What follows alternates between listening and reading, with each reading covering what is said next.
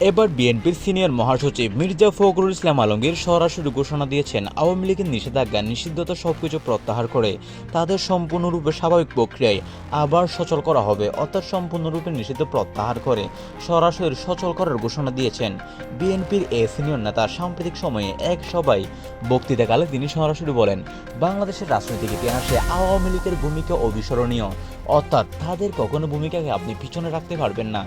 তারা 1971 সালে বাংলাদেশকে স্বাধীন করেছে, তাদের কারণে বাংলাদেশের জন্ম। আজকে সেই দল নিষিদ্ধ কেন? কেন একটি দলের প্রতি এত নির্মমতা হবে?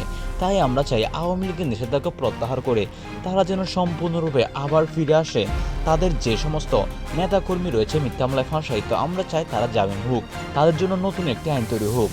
কিন্তু বর্তমানে বাংলাদেশের রাষ্ট্রীয় পরিবেশ খুব একটি ভালো না। বিভিন্ন জায়গায় মব সৃষ্টি হচ্ছে, আওয়ামী লীগের বিভিন্ন কর্মীদের বেধড়ক উস্কানি দেওয়া হচ্ছে।